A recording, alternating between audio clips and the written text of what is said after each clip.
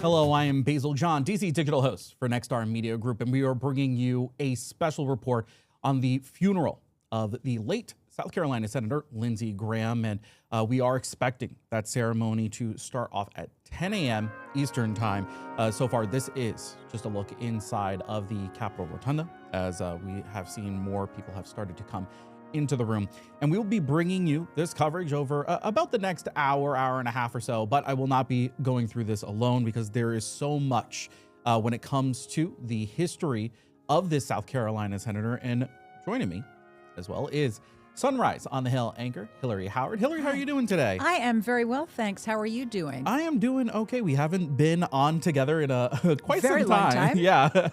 But it's good to be here. Lovely to chat about this, which is a real emotional moment on Capitol Hill, because there were so many people on both sides of the aisle who had great respect for Lindsey Graham. And if for some reason they didn't like some of the things that Lindsey Graham did, they liked him as a person, right? I mean, you can talk about this a little bit, how he was affable and funny, really funny. Yeah. And I mean, he largely bipartisan. I actually will say that, especially when you look at his track record and the legislative items that he worked on over the years, especially during the time that I was covering the Northeast, New York and Connecticut and such, you saw actually a fair amount of the time him working across the aisle with people like New York Senator Kirsten Gillibrand, with Connecticut Senator Richard Blumenthal on multiple pieces of legislation.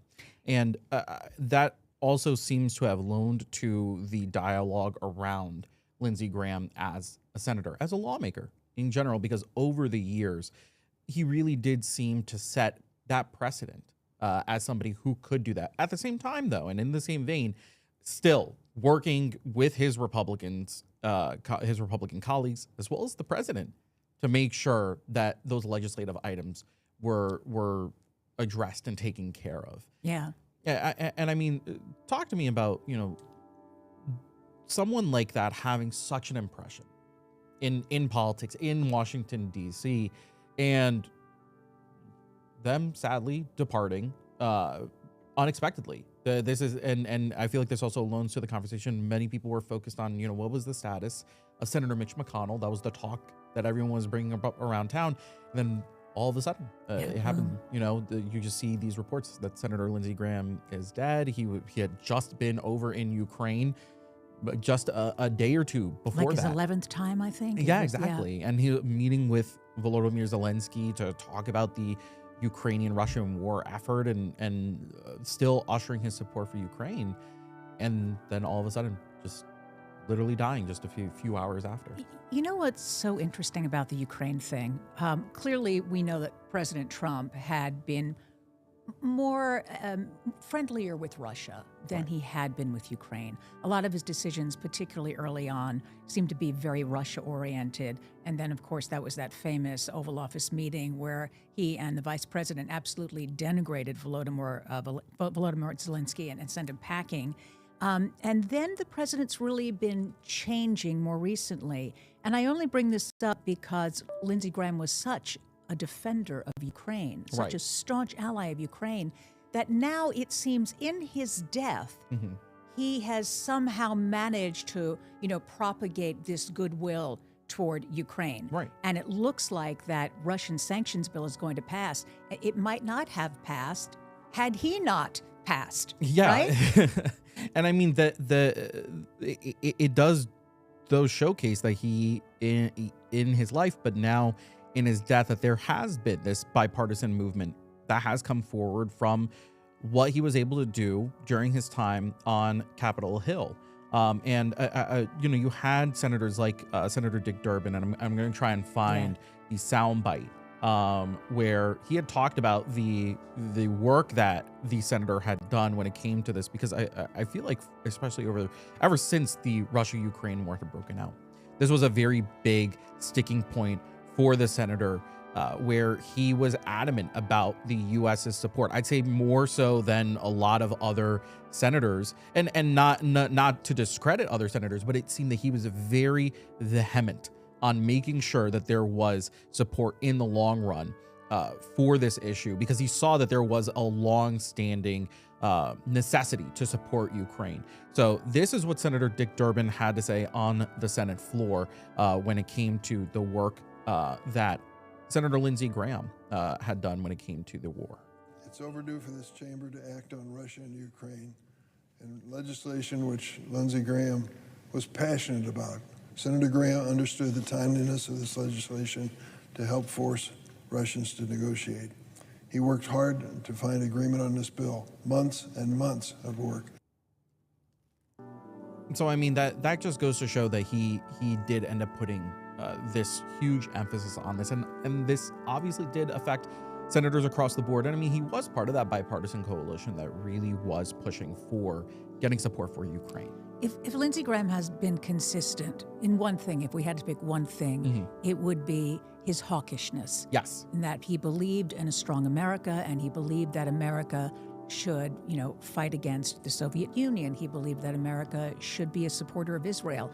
He was an unwavering supporter of Israel, and one could make the argument that with his absence on Capitol Hill, Israel didn't just lose an ally, they lost the most important ally, because he was always going to be up there talking about Israel, having Israel's back, and doing whatever the United States could to make sure that it would not be threatened by its neighbors. Hence, his support for the war in Iran. And there are some people who would say that to a point, the senator was very hawkish.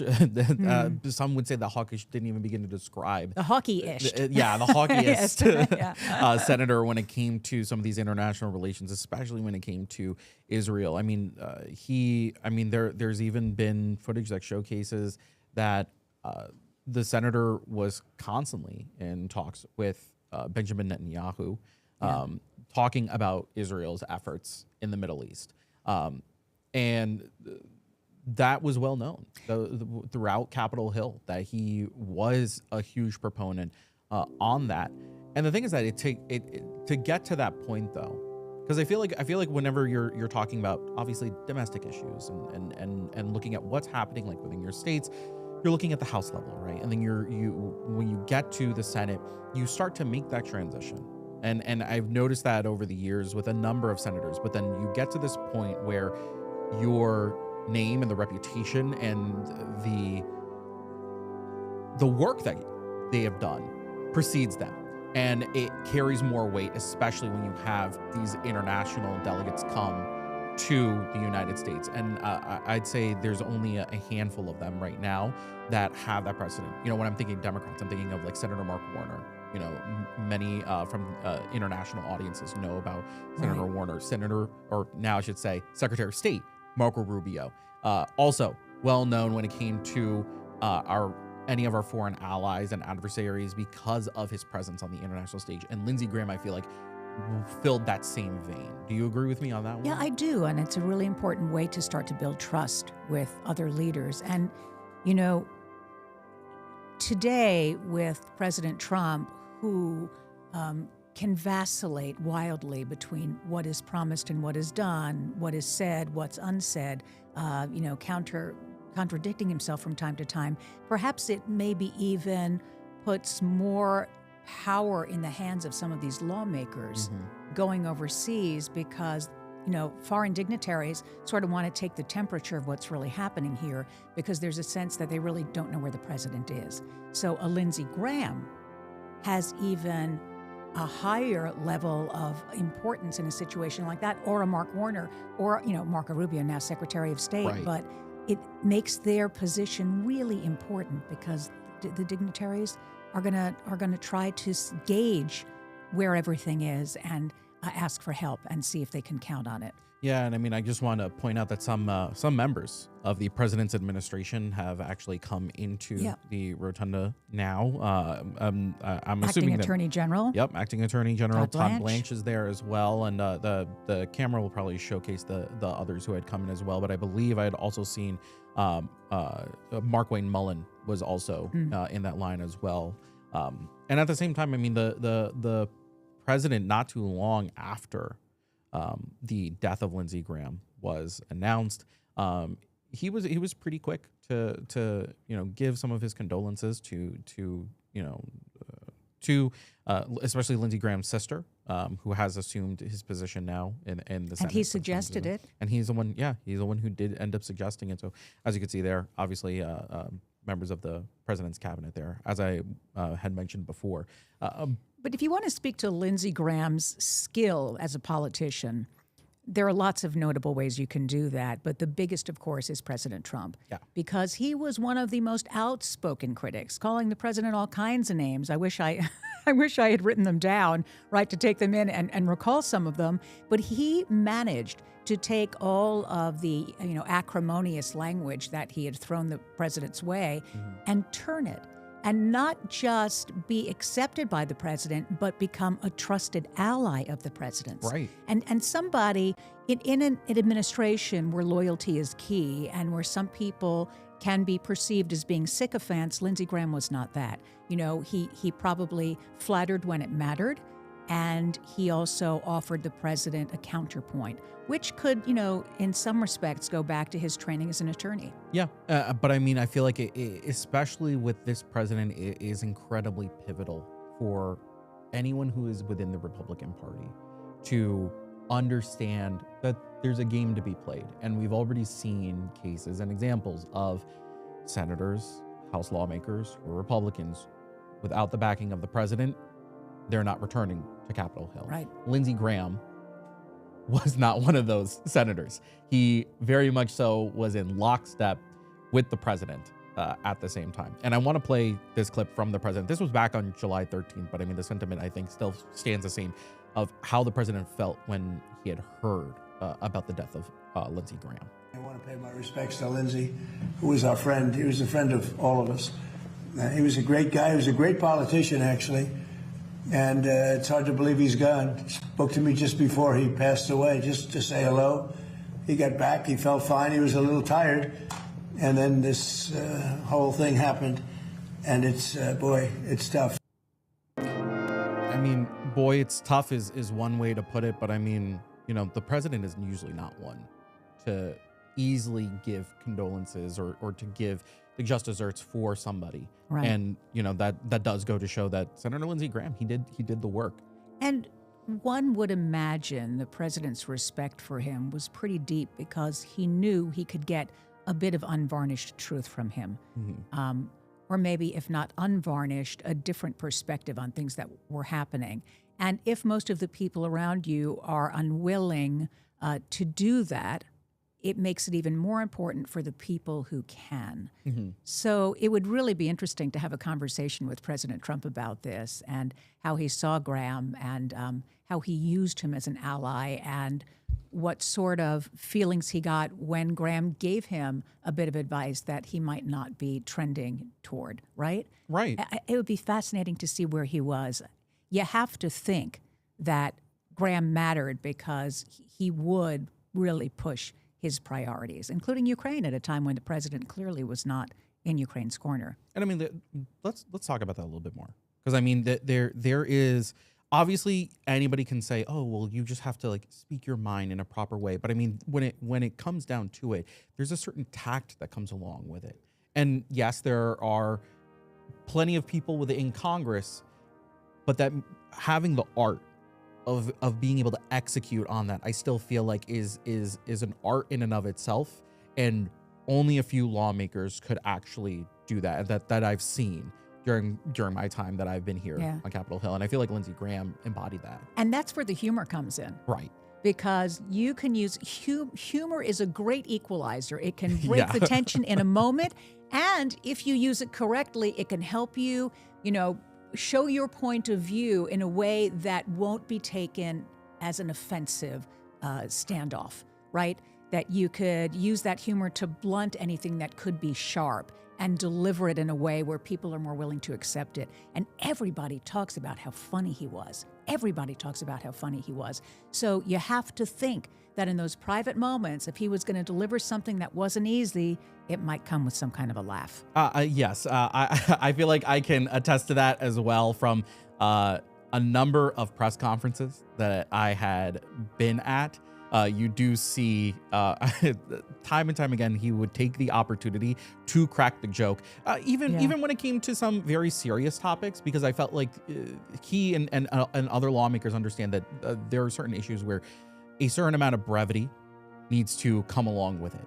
And I feel like once you understand the proper way to toe that line, it makes an astronomical difference, because the other part of it is making sure that these issues that these lawmakers talk about is digestible, that people who are listening to this, who are hearing about this, can understand that. And regardless of where you stand on the political spectrum, whether you hated Lindsey Graham or you loved him, the one thing that I feel like people at the end of the day have to understand is he was good. He was good at what he did. He knew how to really convey his feelings on an issue to a room with other lawmakers. And there's a reason why he was well respected. Part of that also might go back to his career as an attorney, and his hawkishness could go back to his career in the military. I mean, you know, he joined the ROTC when he was in high school. He became a JAG, an Air Force JAG. Mm-hmm. He worked as a military prosecutor in Europe. He continued his service in the Air Force Reserve. He was deployed to Iraq and Afghanistan while in Congress. So, you know, God knows that helped shape his worldview and probably gave him the real skill, right? That if you're a litigator, you really learn how to be able to communicate with folks and deliver things and, you know, how to walk carefully and how to get what you want in conversation. Well, obviously, we are over here, but there are obviously a number of reporters between News Nation, The Hill, as well as Nexstar's D.C. Bureau with our Washington correspondents who are working right now on the Capitol, also heading over to the Cathedral later for this. So I wanted to bring someone in who has been really on it with everything that's happened with Senator Lindsey Graham, and that is our Washington correspondent, Gabrielle Correcciolo, who is currently over in the Rotunda. Gabrielle, hi. I want to say thank you so much for joining us. How are you doing this morning? Yeah, good morning. It is a busy day here at the Capitol. Lots of movements both inside and outside as everybody gets ready for these ceremonies. And I know that you have been working around the clock in communication with the Cathedral for some of the things that they're doing ahead of this, because there's a lot of moving parts to it. But first, I want to hear from you. So far, what has the environment and the atmosphere been like over in the Rotunda around the Capitol? Because obviously, I think it's safe to say that Senator Lindsey Graham has left an impression on a lot of people around Capitol Hill. Yeah, it's very similar to that Monday after he passed, where it was so sudden. It's very somber here on the Senate side of Congress. Outside, I mean, pretty much everyone, you're seeing staffers coming in, even if they are going to work today, everyone's in all black, and it's a very, very somber mood. We just saw the hearse has arrived outside of the Capitol, and some of his family members have gone inside to the Rotunda, where this first memorial service of the day is going to be taking place. It was a very heavy day, a very somber day. And then you also have it where there are some other big things going on, like some of these meetings with the world leaders who are here because of this funeral. We know that not only is the president having these meetings, but also some bipartisan groups of lawmakers are going to be meeting with President Zelensky, talking about this Russia sanctions bill that Senator Graham had been working on just days, hours before he passed. He had met with President Zelensky, you know, just a couple of days before he passed. And so that is all also happening at the same time as, you know, this massive mourning that is taking place here in Congress. You know, Gabrielle, we were talking a little while ago about the fact that now that Lindsey Graham is gone, his passion projects, if you will, may have even more support, right? Like helping Ukraine by doing this Russia sanctions bill.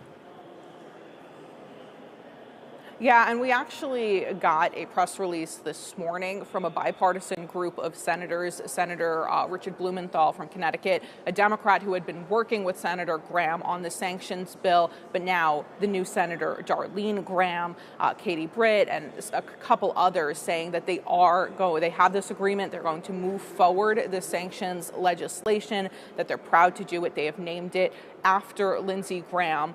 and they do think that this is now going to pass in this bipartisan manner in his honor. Some of those same groups of lawmakers this evening are going to be the ones meeting with President Zelensky about this. So we don't have a vote for that bill just yet, but it does look like it is getting the momentum that it needs to move forward. It was already a bipartisan idea before Senator Graham's passing, but now that he has passed, there has been this extra effort by those involved to make sure they actually get this over the finish line in his honor. It seems as though Israel could be particularly hurt by Lindsey Graham not being there because he was such an indefatigable supporter of Israel. Have you spoken to anybody about that and whether, Prime Minister Netanyahu is concerned that the forces within Capitol Hill continue to turn, especially without Graham?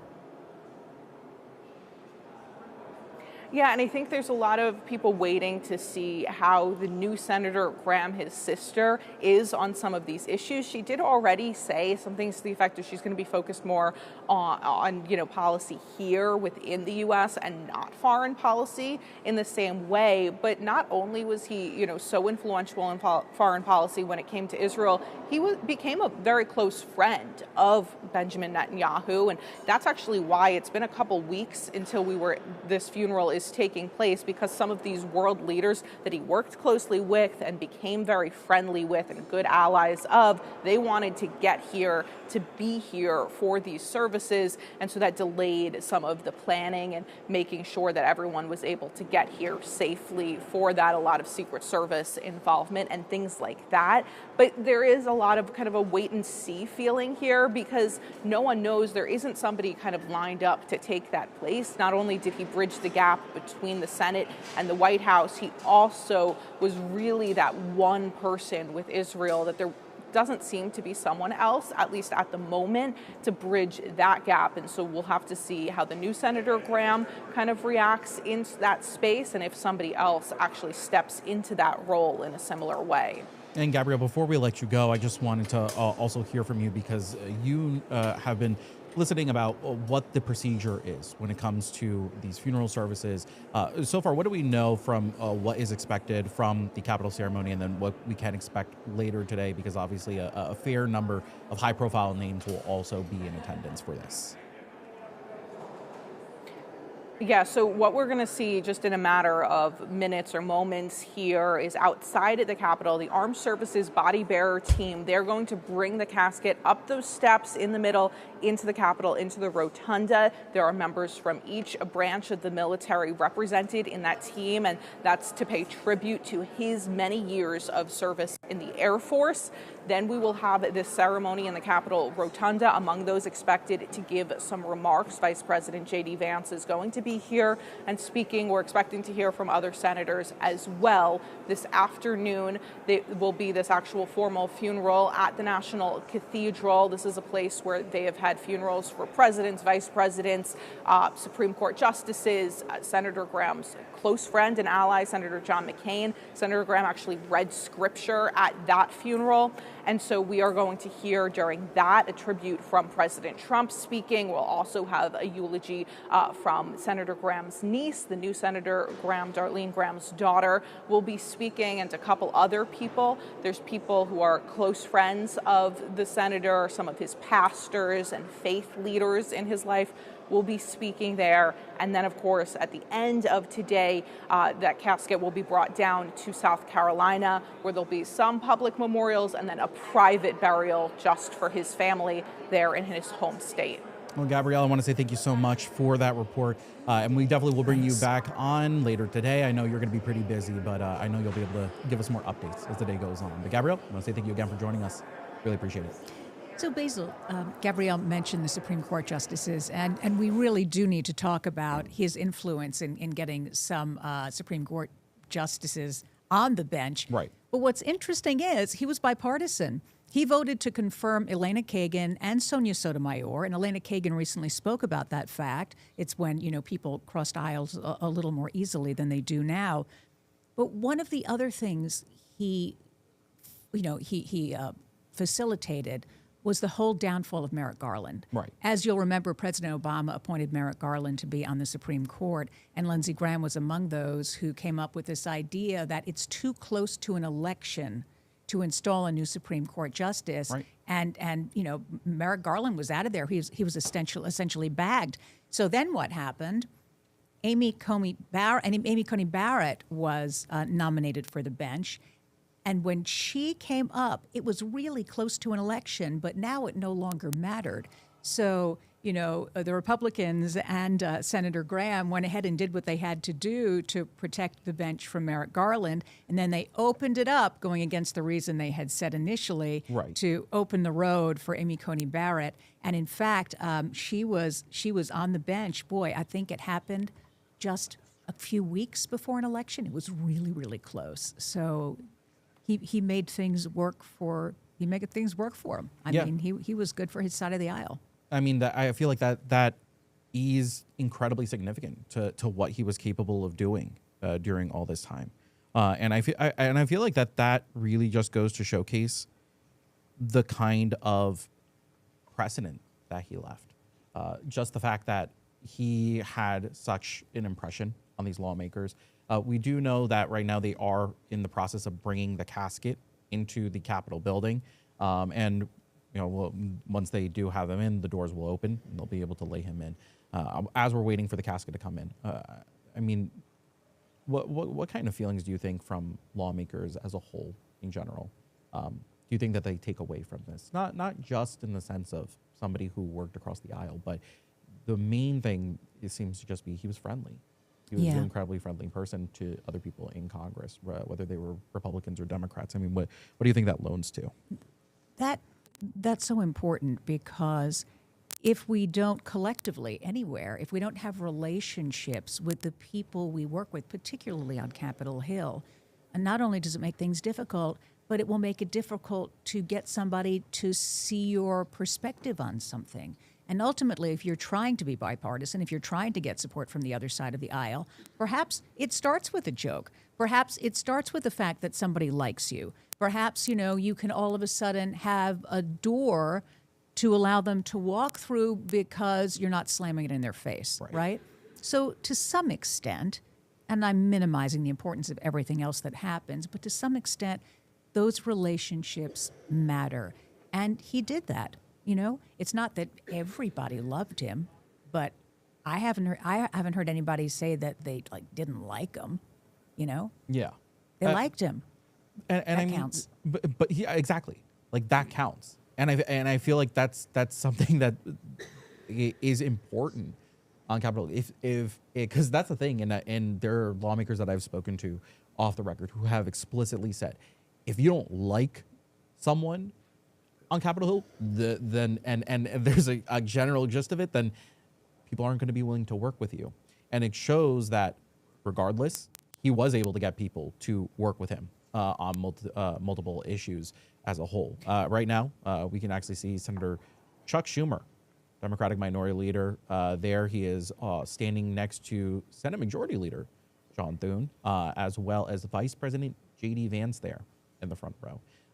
We haven't gotten a confirmation yet as to who will be speaking during the Capitol ceremony, but I would be fairly shocked if we didn't hear maybe something from the Senate Majority Leader, considering he also has a very storied past working with Senator Lindsey Graham, especially when it came to the precedent of these international issues as a whole. And I feel like at the end of the day, it kind of makes your job easier when you have somebody who is so gusto about a specific issue, because it's almost all right.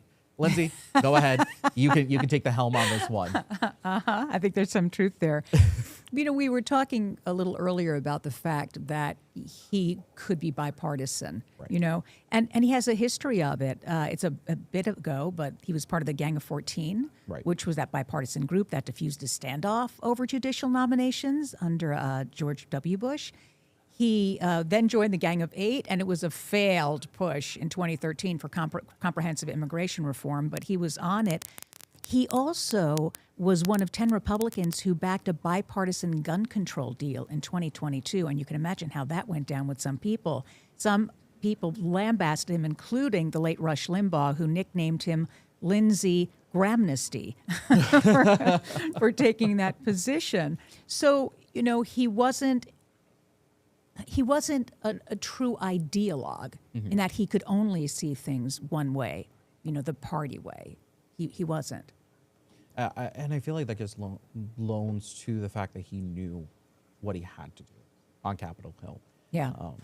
And that just goes to show that because he knew what he had to do, it really does resonate with a lot of lawmakers, because that's part of it, is understanding how to do things on Capitol Hill. Because if you can do it properly, plenty of people will want to work with you.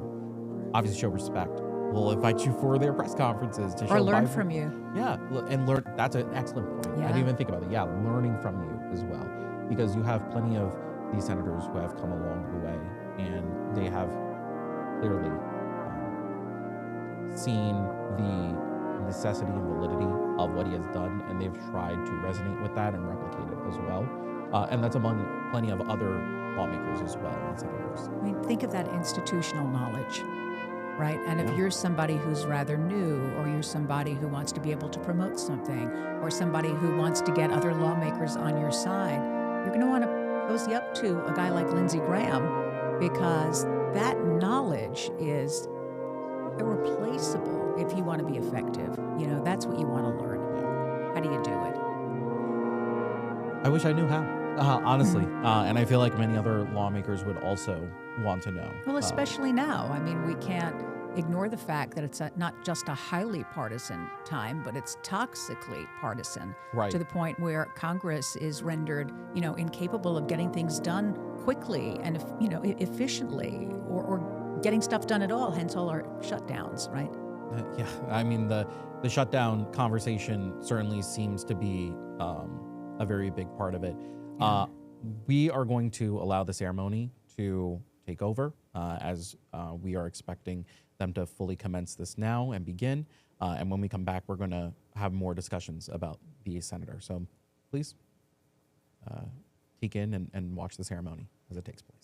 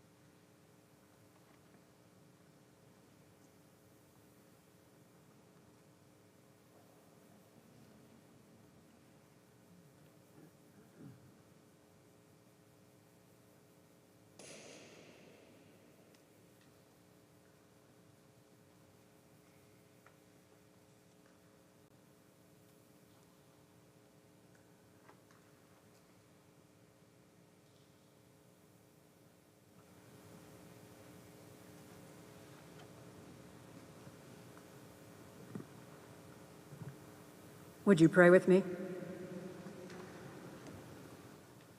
God of the ages, it is your almighty hand that guides our lives and directs our steps. Often it takes the suddenness of death to see how your divine love shapes and leads each one of us on life's journey. And in these moments of mourning, we necessarily take the time to give thanks for those whose lives have left a lasting and significant impact on us and on so many along the way. We invite your divine presence with us in this ceremony, that you would bless our efforts to honor appropriately the influence and effect Senator Lindsey Graham has had on each one gathered here and on this country and on the world. Give us eyes to see how you led a boy from central South Carolina through a life marked by personal hardship and legendary public service, placing upon him the mantle of leadership that Lindsey Graham bore faithfully and courageously for decades in service to this nation as airman, congressman, and senator. It was you, O Lord, who brought him through adversity, shaping within him an enduring sense of responsibility. It was you who, throughout his noteworthy career, equipped him with his assertive spirit, a force to be reckoned with, while also instilling in him a pragmatic determination to get things done, even when it required negotiating with the other side. It was you who emboldened him with both courage and grace, so that while many would know no tougher adversary, most would realize no better friend. And now, as this patriot rests from his labors and stands before you, may Lindsey Graham hear your own well done, good and faithful servant. It is in your eternal name we pray. Amen.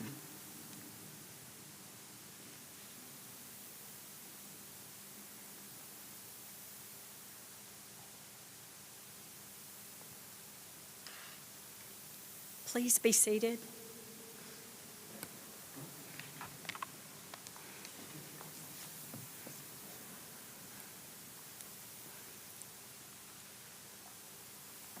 Senator Darlene Graham, members of the Graham family, Vice President Vance, Majority Leader Thune, and other distinguished guests, I'm incredibly honored to offer on behalf of the people of South Carolina our immeasurable gratitude for the statesman and even better friend, Senator Lindsey Graham.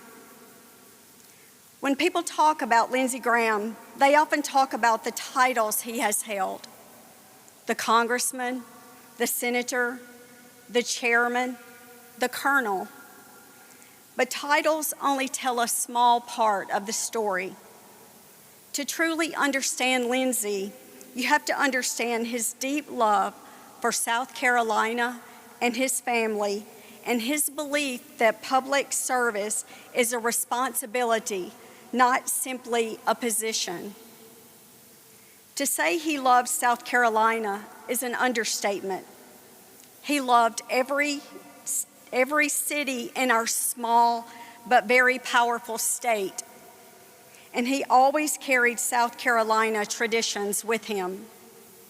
He understood the people of our state, our independence, our values, our willingness to work hard, and our desire for leaders who will stand up for what they believe is right.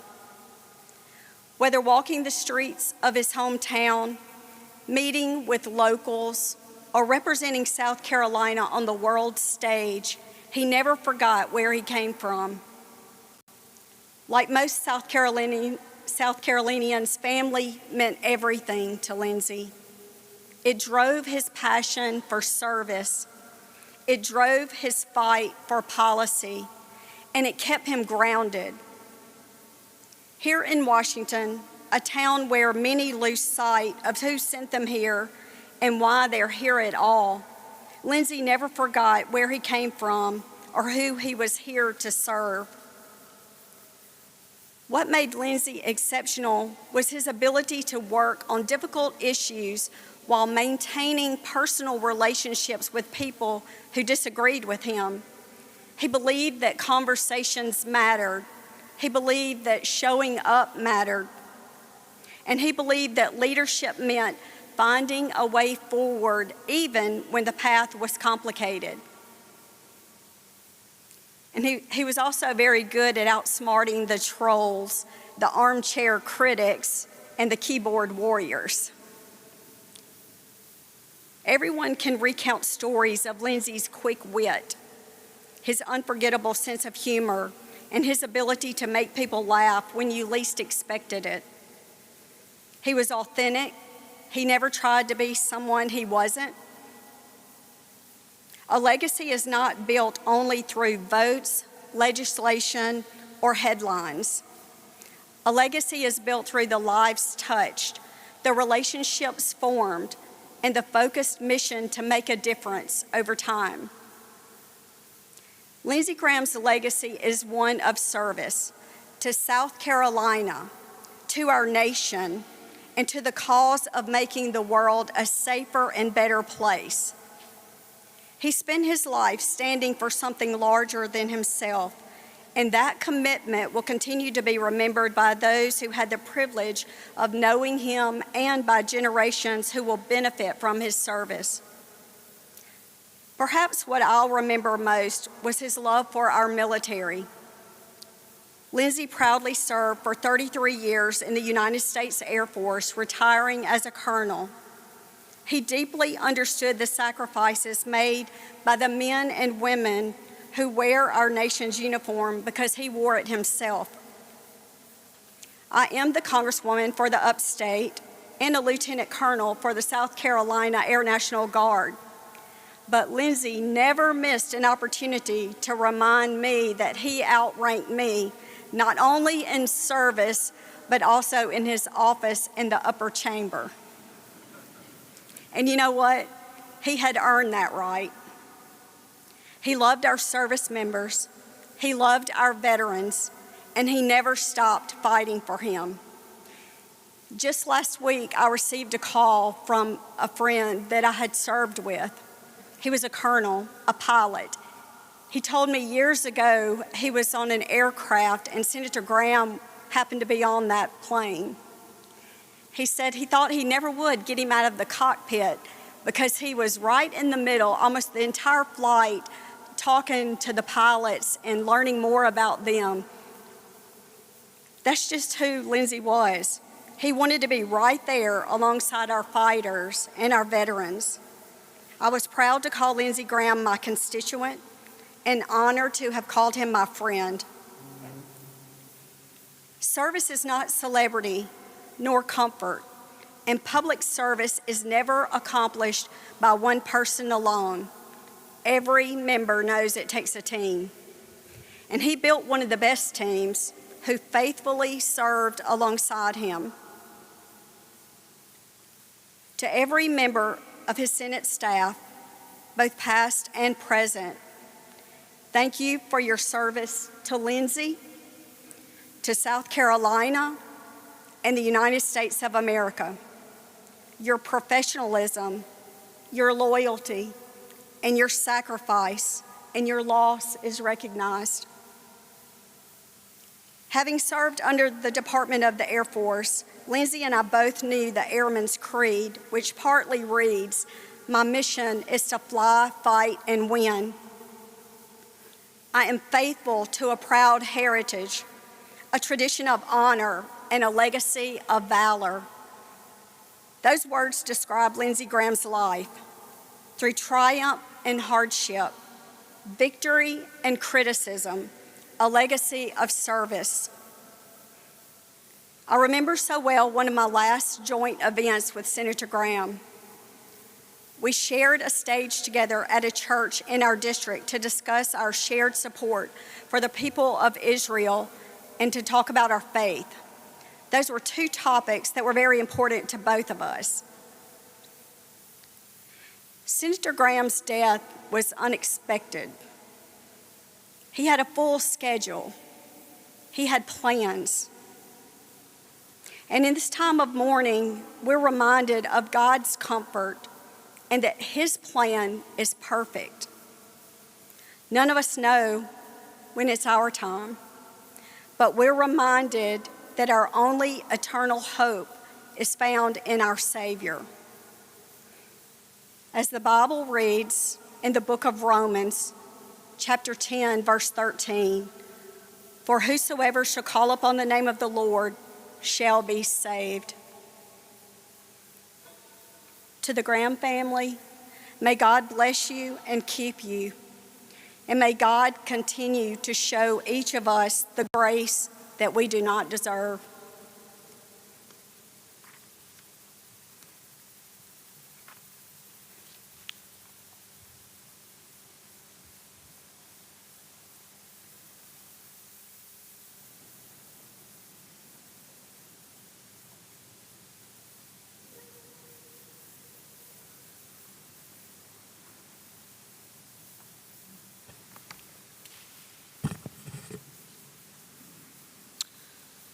Mr. Vice President, Darlene, Senator Graham, Larry,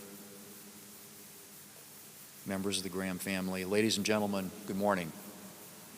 It's difficult to believe that we're here today to say a final farewell to Lindsey as he leaves the Capitol for the last time. My heart is heavy. I feel his absence every day, and I know so many of my colleagues do as well. Senators on both sides of the aisle counted him as a friend. And Republicans and Democrats alike, including the Democrat leader, are here to say farewell.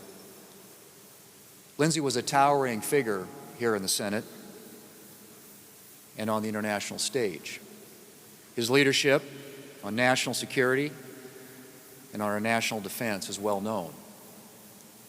I traveled with Lindsey all over the world as part of congressional delegations, and I saw firsthand just how much he was respected by our allies, and just how well he was able to connect with foreign leaders around the globe.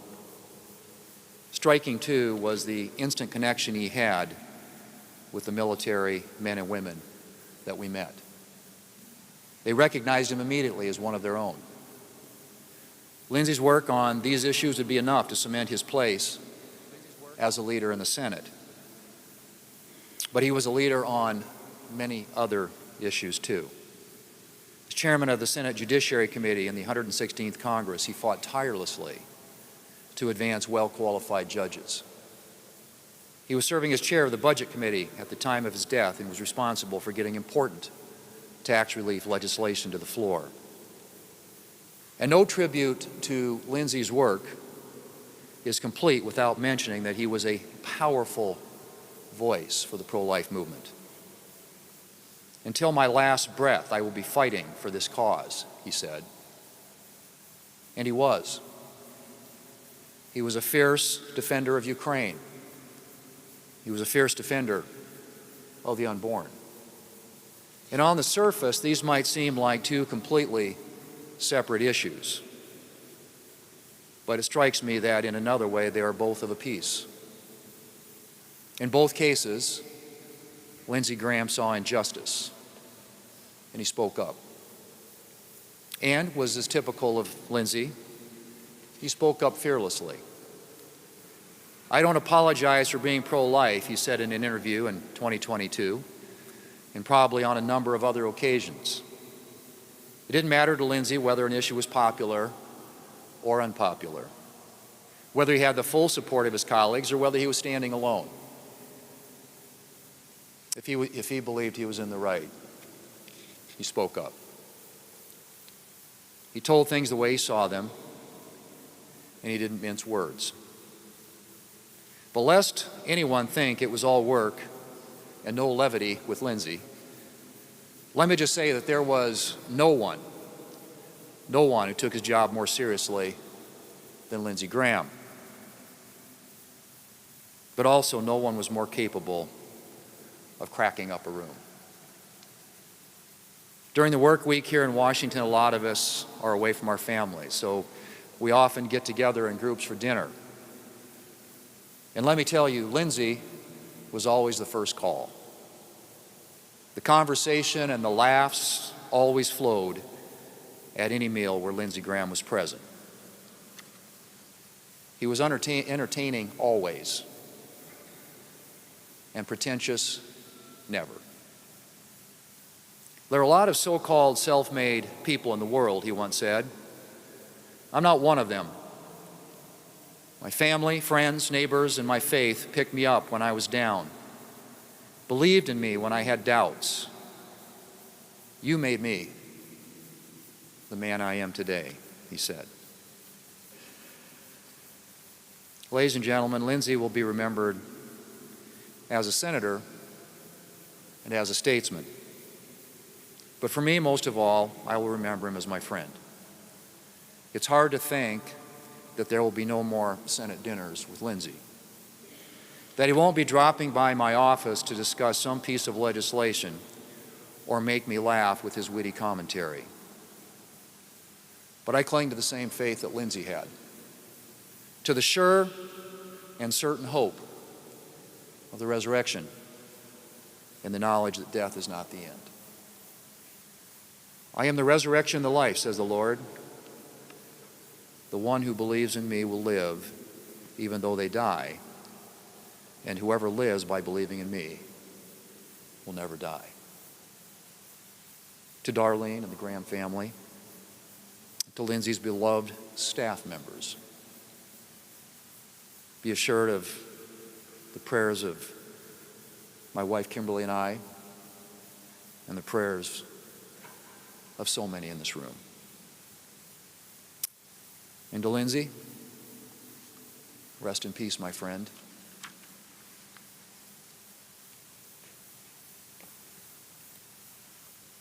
I look forward to the days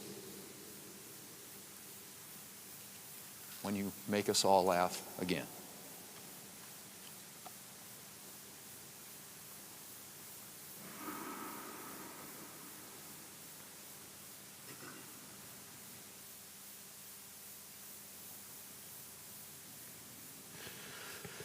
Well, first to Darlene and to the Graham family, all of you, I know you loved Lindsey and were proud of him, and he was proud of you, and I'm very, very sorry.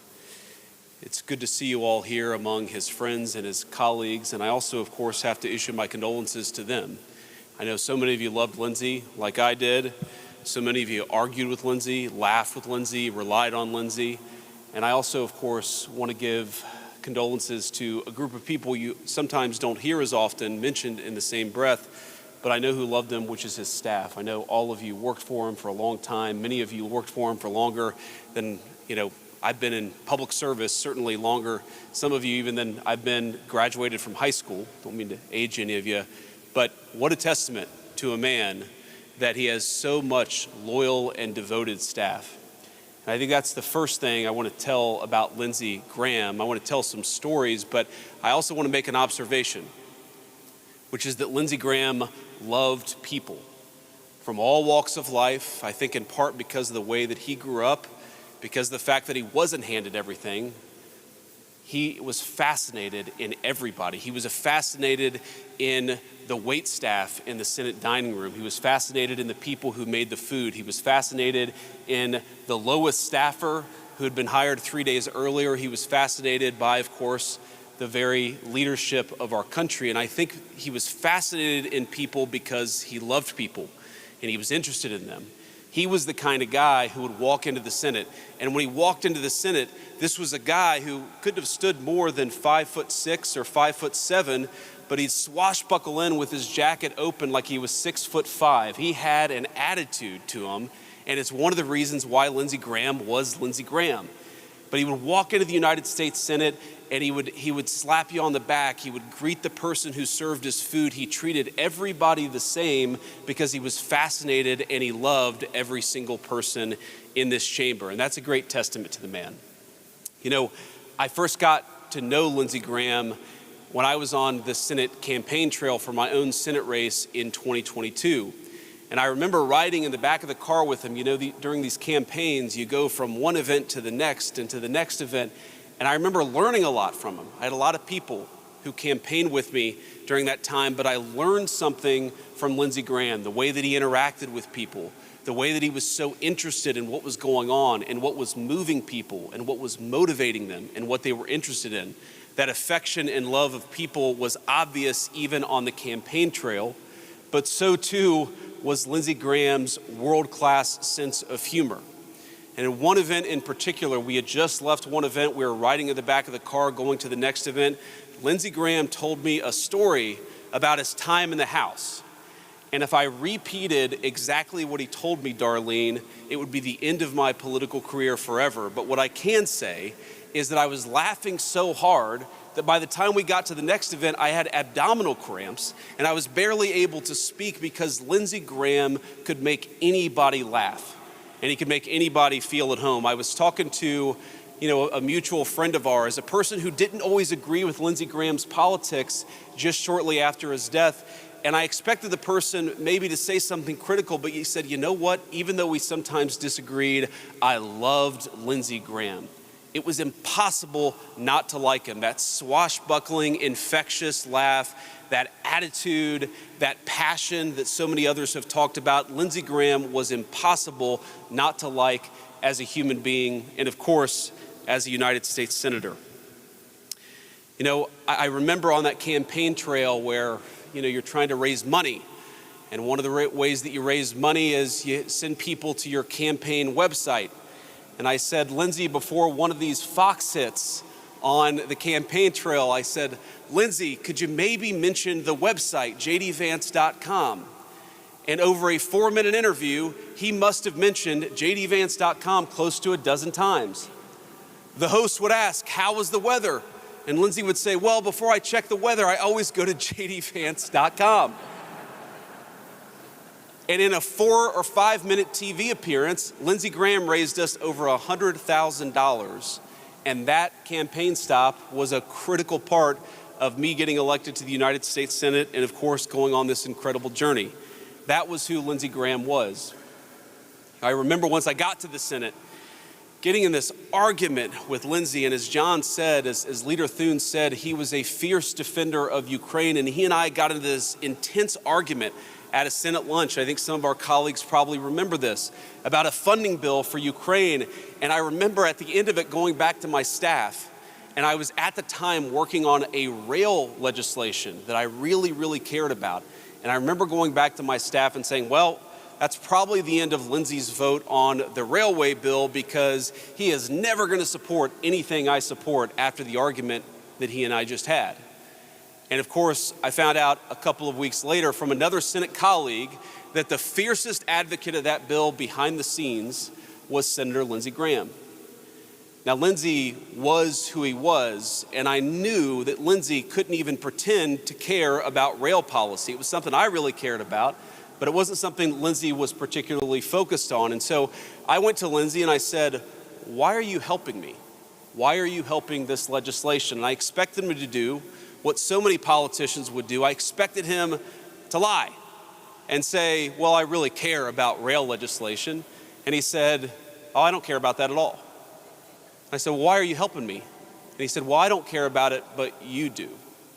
And that was the kind of colleague he could be, a person you argued with and fought with in 1 minute, but behind the scenes, without collecting an ounce of credit, was working for you and working for the things that you cared about in the next. That was who Lindsey Graham was.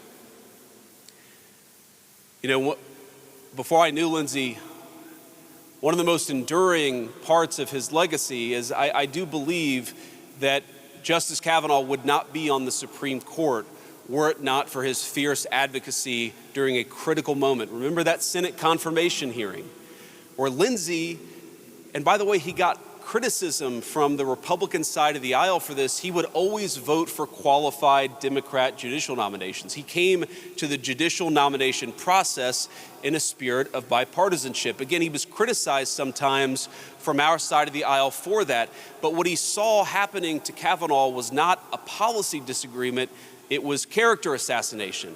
And Lindsey got as fiery and as passionate as I have ever seen a human being get during a judicial confirmation, and I believe that he saved that nomination. Now, that moment, of course, went viral But Lindsey didn't do it for social media clicks. He did it to do something at the very highest part of the Senate, which was to persuade his colleagues. And persuade his colleagues he did. I remember there were a few people who were waffling at that moment, a few people who were unsure what they were going to do. Lindsey didn't just earn a lot of headlines, he actually persuaded people. And that maybe is how I will choose most to remember my friend Lindsey Graham. He saw that the Senate, at its very worst, could be a venue for character assassination. But because he loved people, he saw that the Senate at its very best could be a deliberative body geared towards persuading people. And that's what Lindsey Graham did in that case and in so many others. So I choose to remember Lindsey Graham as a man who could disagree with you without being disagreeable. I choose to remember Lindsey Graham as a person who could fight with you on one issue but fight for you on another issue. I remember Lindsey Graham as a man who loved people. And because he loved people, he was willing to reason with them, to respect them, and ultimately to persuade them. May God comfort all of those who loved Lindsey Graham, particularly his beautiful family. And may God rest the soul of Senator Lindsey Graham, a true American original.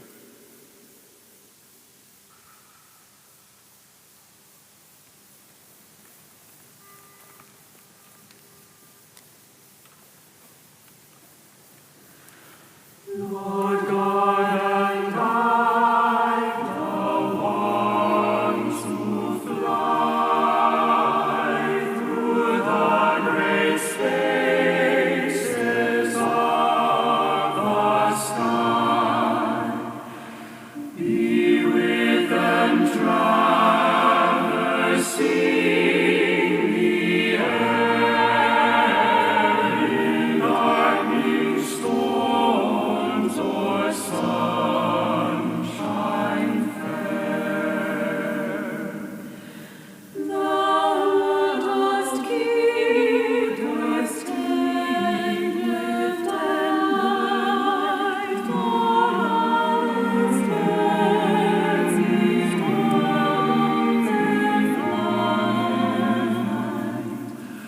Thou of the tempered winds be near, that having thee they know no fear.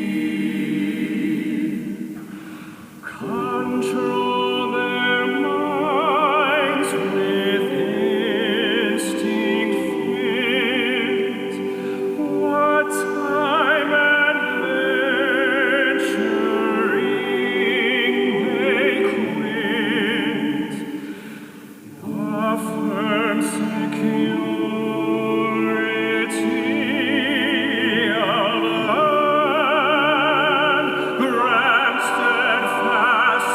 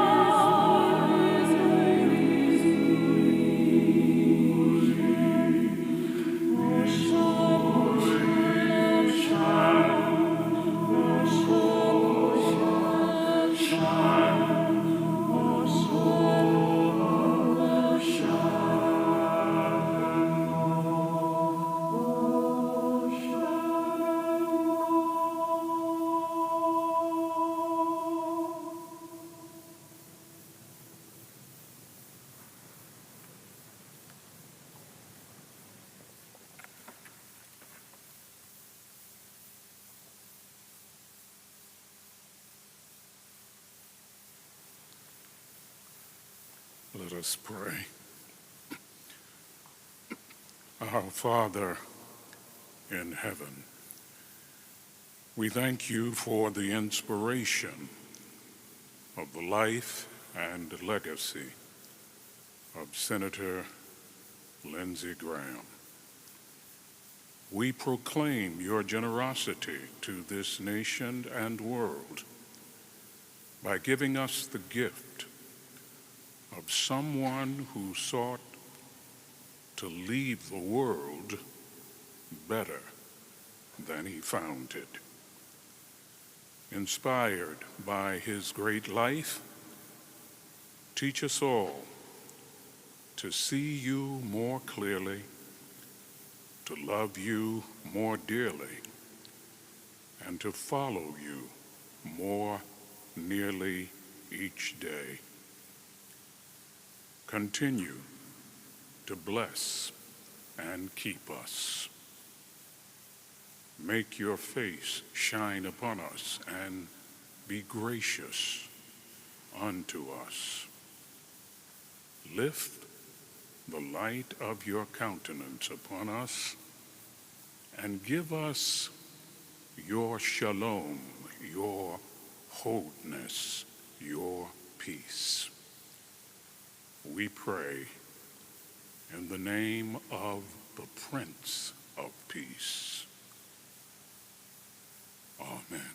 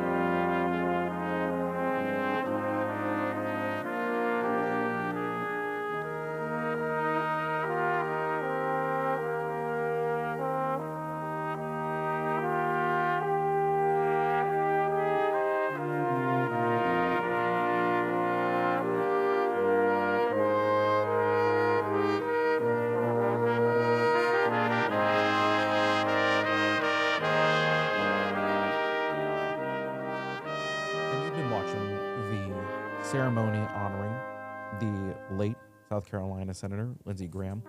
Currently, you can see there is a number of people, lawmakers, specifically from the Senate so far that we've seen, who are paying honor to the senator. Again, I'm Basil John, DC digital host for Nexstar Media Group, and I'm joined by Hillary Howard, anchor for Sunrise on the Hill. Hillary, I generally want to get your thoughts on the ceremony. And I mean, we were hearing what, both what Vice President J.D. Vance had to say, and more specifically, Senator John Thune, because he really expressed a heartfelt speech there about the Senate. He did. And before we even talk about what was said, Basil, I would love to talk about what we saw. Because in moments like these, the images are so emotional that it's palpable. And it began with the casket coming out, sort of slow walked to be put in the rotunda with that flag draped across the top of it. A military man who always defined himself by having been in the Air Force, who served overseas while he was in Congress. And then, as everybody came by, and you're seeing this now, so many people, most people felt this need to put their hand on that casket, on the flag. Right. And, silently say whatever they thought, whether it's a goodbye or, some image they had or some experience they had. But mostly, I don't know if you noticed this, but as people were filing out on that wide shot, they created a circle around that casket. And it seemed to me, listening to what everybody said, there was perhaps nothing more fitting than a circle of people, a circle of community, because every speaker, whether it was Sherry Biggs, the representative from South Carolina, whether it was the majority leader or even the vice president, everybody talked about his connection to community. And that was quite beautiful. And I mean, besides community, but also it seemed that the sense of humor was widely understood across the board. And I feel like that loans to, as we were talking about before the ceremony, the personality that he had that made it so easy for him to be likable among other lawmakers in Capitol Hill. Yeah, absolutely. Here's what Thune had to say about it. He saw, and he's talking about the allies now, so not all of those important bonds that were forged when you were a young person or serving on the Hill or in the military. He said, I saw firsthand just how much he was respected by our allies and just how well he was able to connect with foreign leaders around the globe. Striking, too, was the instant connection he had with them. But then he does talk about the military. The majority leader said he had with the military men and women that kind of instant connection the moment they met. They recognized him immediately as one of their own. I thought that was a really striking comment. It really is. It's one of those things where it's like you hear these speeches that are given whenever someone passes away. And we've seen it with other senators, with presidents, and there's always, you can tell when they're talking about them, that there's this deep-rooted connection that they have because of all of the years, whether it's something that they agreed on or didn't agree on. And that was one aspect of Vice President Vance's speech that I really liked, just because he talked about the fact that they disagreed on this legislation, but when it came to an issue that the vice president cared about during his time in the Senate, Senator Graham was one of those people who wanted support, and he said, it's because you care about this issue. Yeah. It was interesting to hear him say that. He said a couple of other things about, how Lindsey was fascinated by everybody. Yeah. And it didn't matter on the Hill whether there was someone working in the kitchen or somebody who he would like to get on his side for a vote. Right. That he was fascinated by people, and that fascination was what connected him to them, and ultimately, in most cases, presumably, them to him. And I feel like that I feel like is such a key part of what made him a successful lawmaker. Because at the end of the day, it's how can you connect with the people around you, and it doesn't matter how big or small profile those people are. So I mean, you know, there's hundreds of people, maybe thousands, that go in and out of the Capitol building every single day, and you know, having someone like a senator with the same kind of stature as Senator Lindsey Graham, who at the end of the day still remembers, you know, the cooks in the back in one of the food halls in the Senate, or even someone over at the Senate barber shop. Like if they're even the janitor, you know, I feel like that goes to show the importance of remembering those people, and that then reflects the attitude that, you know, that we have heard that he put on display from, you know, everyone who spoke about him. You never underestimate the power of choosing to see someone, and never underestimate the value of the person who realizes they've been seen and acknowledged. That's extraordinarily powerful. And if people learn any lesson in life, that would be a big one. And important to note, as you know, many people are basically going around the casket now, giving their farewells.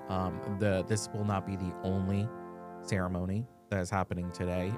Lindsey Graham's casket will be transported over to the National Cathedral this afternoon, where multiple lawmakers, as well as the President Donald Trump, will go. He is expected to also give a speech there. And we're also expecting to see over there two very prominent international allies with both Volodymyr Zelensky and Benjamin Netanyahu, Ukraine, Israel, respectively. And we were talking before about how the senator had this emphasis on the international relations with those two countries, about how pivotal it was. And we even heard some lawmakers talk about it during this ceremony. What do you think it will mean for his legacy? The fact that, one, yes, the president is giving a speech at his funeral later, but also the fact that you have the presence of two major world leaders. You know, it's clear that when you choose to help people, to be a steadfast ally, to recognize the situations they are in, complicated situations, and choose to help, and not just choose to help, but try to rally your colleagues to muster up the financial support and the hardware support to help. You know, that matters, particularly with Ukraine, a country that wasn't loaded with all sorts of fancy weaponry, you know, and of their own, you know, brilliance managed to create drones capable of doing all sorts of things that nobody else on Earth had done, right? They came up with that, but they knew that they could rely on Lindsey Graham at a time when the president didn't seem to be in Ukraine's corner. Right. So to have somebody in the Senate who had been a part of that institution for a long time, promise to have your back, promise to try to facilitate meetings and talks with the president, you know, promise to try to get the president to see things from their perspective. What more could you ask of your country at war? And that in and of itself, I think, is one of the reasons why Lindsey Graham at this point is considered such a storied lawmaker. He was unwavering on his stances, as we heard, when it came to anything he was passionate about. But, you know, some would say that could be to a fault. Some would say that could be to a success. Right. Because honestly, I mean, there's a fair amount of lawmakers who are very outspoken, especially when it came to Ukraine, very outspoken. But it does make me wonder, if you don't have a lawmaker, a senator like Lindsey Graham really pushing for it, it does make me wonder what support for Ukraine would have been like if you didn't have such a vocal authority, especially on the Republican side. Democrat side, sure, you see a dime a dozen support Right. for Ukraine. You know, like that's unheard of. But for Senator Lindsey Graham, he had to be probably one of the most vocal when it came to it. And I still remember Senator Kirsten Gillibrand holding a press conference years ago for support of Ukraine, loudest person in the room was Senator Lindsey Graham when it came down to it. there's a reason why I included him in my story during that. You know, John Thune said it really didn't matter to Lindsey whether an issue was popular or unpopular, whether you have the full support of colleagues or whether you're standing alone. If he believed he was in the right, he spoke up. He told things the way he saw them. And I feel like on Capitol Hill, that kind of a trait is more respected. Because I feel like rare, certainly rare. I feel like that goes without saying. And if you have a skill like that, I feel like it helps you in the long run significantly.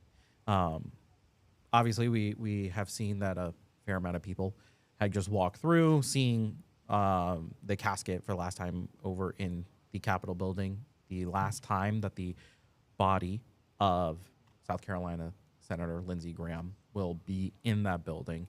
And as you know, has been mentioned time and time again, his sister will be taking his place for the time being until a new senator is elected in the state. That was also a very touching moment, Basil, when first Darlene Graham went up and touched the casket, but then later when she with her husband and their children, you know, went up to pay their respects. Right. And, you know, funerals, memorial services are always so interesting to watch unfold, and the personal sense of loss that becomes so palpable to everyone who's watching. And certainly you felt it in that moment, and also with colleagues, you felt it.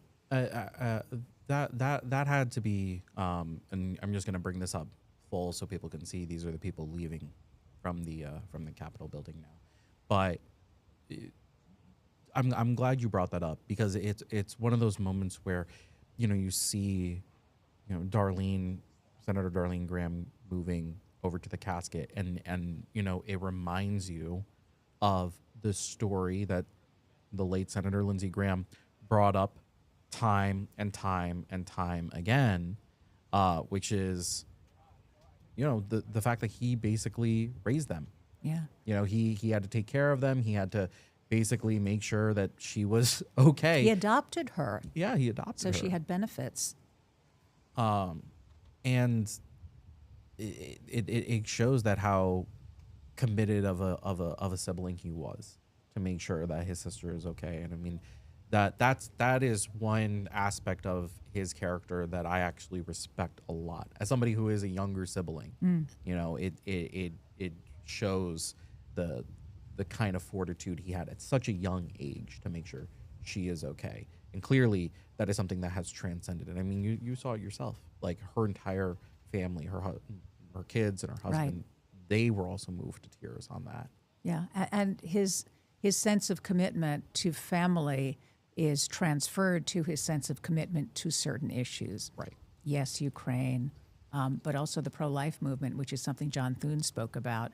You know, a stalwart supporter of pro-life, never turned his back, always championed it, something Thune agreed with him on, of course. So, you know, there were things that he was unwavering on.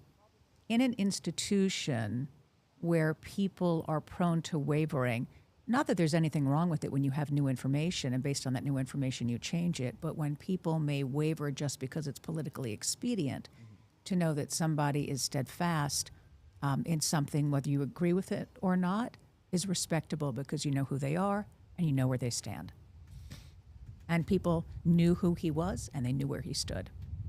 And I feel like the fact that he did it almost to a fault is probably what was most recognizable from lawmakers on Capitol Hill over the years specifically.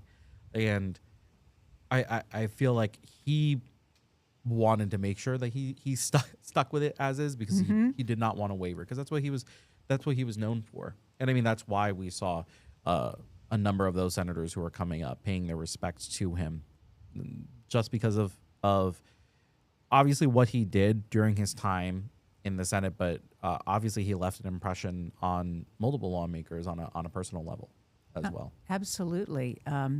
Also from John Thune, he said, as a senator and as a statesman, yes, that's how he'll remember his friend, but most of all, he will remember him as that friend. And it's hard to think there will be no more Senate dinners with Lindsey, that he won't be dropping by my office to discuss some piece of legislation or make me laugh with his witty commentary, as so many people have noted that he was the life of the party. Again, I mean, I brought it up before, but I mean, having that kind of witty commentary, that ability to just have funny banter, I feel like that goes a long way on Capitol Hill, because you have, and it's true, we've seen it. There's so many they're very serious, Right. when it comes to issues. And yes, there are plenty of issues where you have to have the stern demeanor, because many of these are issues that are affecting people all across the country, all across the world as well.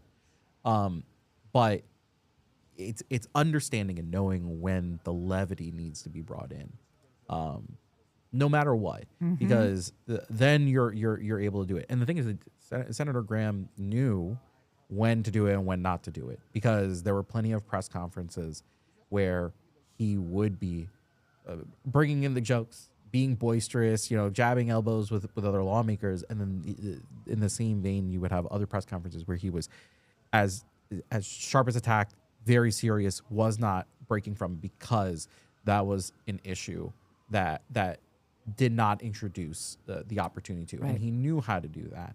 And you saw that especially when it came to like major issues like with Ukraine. I still remember early on with like Kids Online Safety Act.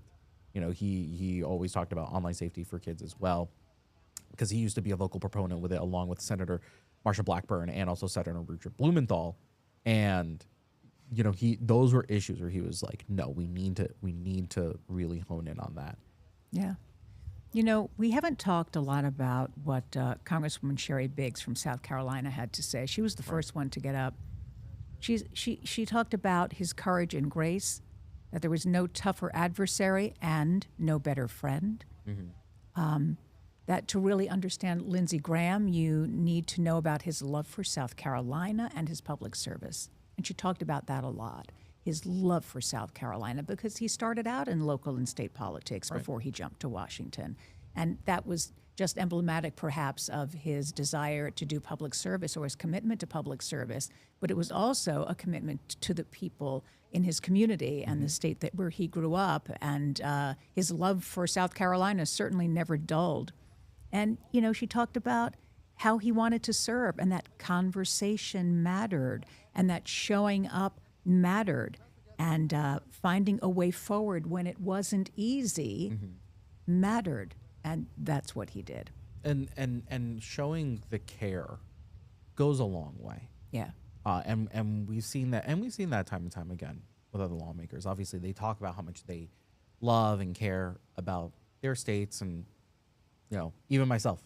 I still haven't been in New York in basically a decade. I haven't lived there in a decade, but I still consider myself a New Yorker. And New York, baby. Exactly, and I'm from New York. Yeah, and it's like I still hold it dear to my heart, and I love and I care about like what happens in New York.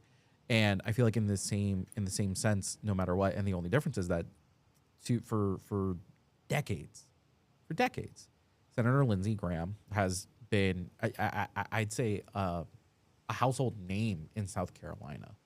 Like people just knew him, like off the rip. And the only reason that I say it like that is because I still remember I was reporting in North Carolina 8 years ago, and there were times where I would have to like go down to Myrtle Beach to do stories, and random people that I had interviewed in Myrtle Beach when we're talking about some sort of legislation that's going on, they would always say, well, have you spoken to Senator Lindsey Graham about it? And I was just like, oh, okay. I was like, and that's the thing. I feel like there's a fair amount of people in the country where it's like you can go to any state and a lot of people they won't know who their lawmaker is. They won't know who their senator is or who their House lawmaker is. But it seemed that there was a fair amount of people. There was ownership. Yeah. Sense of ownership, of not that we own you, but that he's ours. Right? And we're his, and we're in this together. Yeah. That's strong. And the fact that he's done that, it really just goes to show what he was capable of doing. And it does loan then to why we have seen this coalition of lawmakers who want to finish the job, want to make sure that that legislation that he was pushing for with Ukraine is fulfilled, because he would have wanted to see it go through, wanted to see it get to the end, and that in and of itself definitely means something to his namesake. I mean, I'm assuming that that's probably what he would have wanted at the end of the day. Do you agree with me on that one? I do, of course, absolutely. It was very important to him. Also important to him, as we've spoken about a lot, is Israel. And we mentioned earlier, in case you guys missed it, that is a really important voice for the Israelis that has been lost, because support for Israel is waning on Capitol Hill as it is elsewhere. So the voices in support of Israel are extraordinarily important to the Prime Minister and the Knesset and the people who live there. So Lindsey Graham's passing is a big, big loss for Israel. I'm just gonna take this live just because we can see a little bit of activity going on, and I want to make sure that we can see once they're bringing down the casket.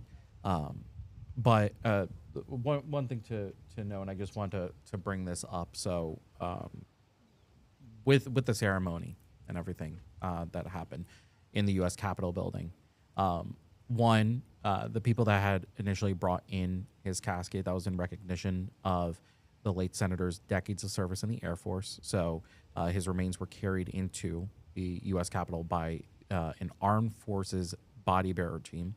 And then once he arrived in the Rotunda, that armed forces body bearer team was replaced by U.S. Capitol Police Memorial Guard in recognition of his service in the U.S. Senate. That's just to give you some context. And very emotional to watch unfold. Yeah. It's hard not to be moved by that. Because there's just a certain precedent that comes along with it. I mean, we've seen a fair amount of these funerals happen on Capitol Hill, but there's a sternness to making sure that they hit every point in cue. Yeah, because they're well rehearsed. Yeah, the thing is that it makes you feel the emotion in the room. You know, even for somebody who does not know of Senator Lindsey Graham or what he did for the state of South Carolina, you can still see that there's this overwhelming emotion that's affecting multiple people in that room, and it's one because of the atmosphere and how they're portraying it with the music and the speaking, but it's also, you can feel it in the sense of the expressions in the room, how everyone's feeling. You know, we saw inside during the ceremony, I pointed out, you saw Senator Dan Sullivan of Alaska. He was sitting next to Senator Chuck Grassley and Senator Mark Warner, and he was just beside himself. You could see him visibly crying. Yeah. Really heartbroken, broken up about the passing of Senator Graham. And you know, it's one of those things where it's like, I would personally love to go and see how some of the other senators that worked incredibly closely with him, how they're feeling in this moment. Obviously, yes, they're going to be upset, but there's a difference when you can hear the words and how they convey it, because everybody has a different way of conveying grief.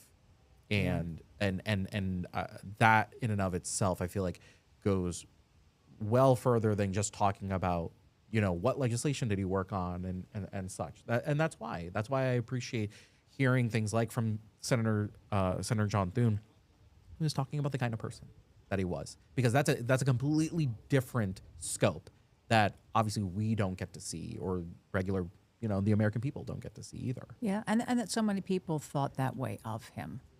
You know, which, again, whether you liked him or you didn't like him in terms of politics, people liked him as a person.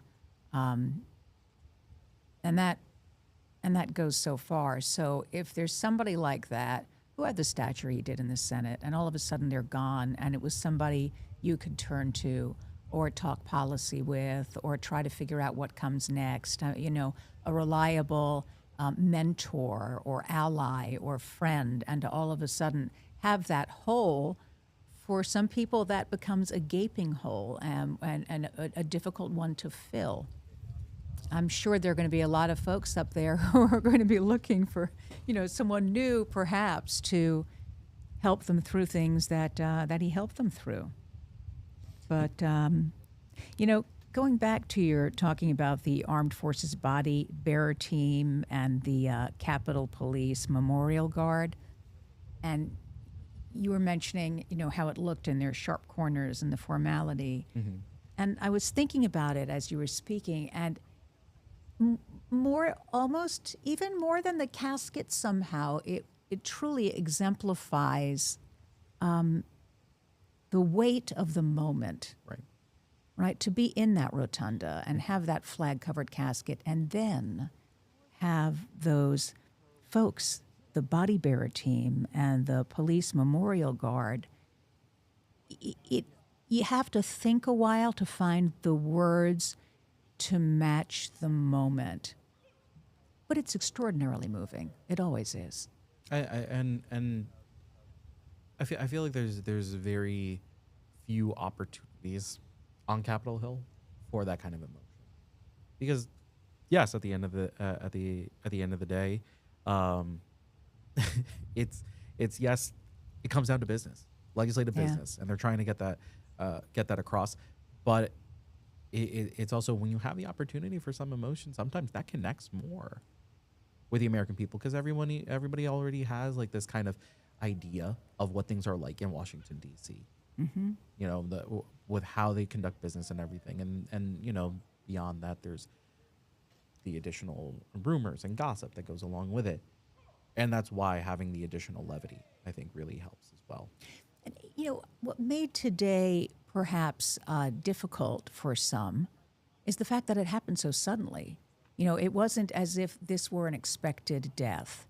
He hadn't been gravely ill. Nothing big had happened. So the suddenness of it and the surprise of it, I think, continues to reverberate through everybody who was there this morning. We are expecting to see the casket coming out any moment right now. We just saw that there were some guards there on the sides. There you go. Doors are now open, and that means that the casket will slowly start to come down. And from here, the casket will be taken over to the National Cathedral for the funeral services that will happen at 2 p.m. Eastern. Again, many people will be there, including the President, Donald Trump, as well as Benjamin Netanyahu and Volodymyr Zelensky of Israel and Ukraine, respectively. And let's take a moment and let this play out. Let everyone see the final moment of the body of Senator Lindsey Graham being in the Capitol building for the very last time.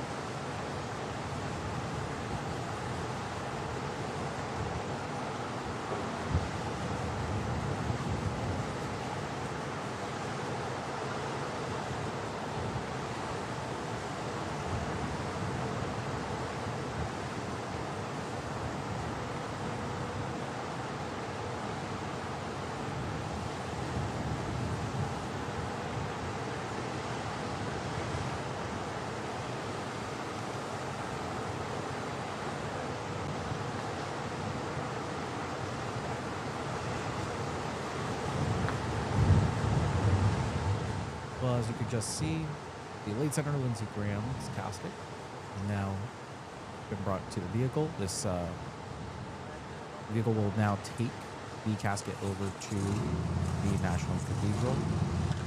Sounds like they're Getting ready. Yeah, perhaps getting ready to start it off and get going. You know what was interesting, Basil? Looking at that wide shot of the Capitol dome against a gray sky, and there are two things that stood out. The American flag, the only color waving in the wind in front of the Capitol, and his flag-draped casket.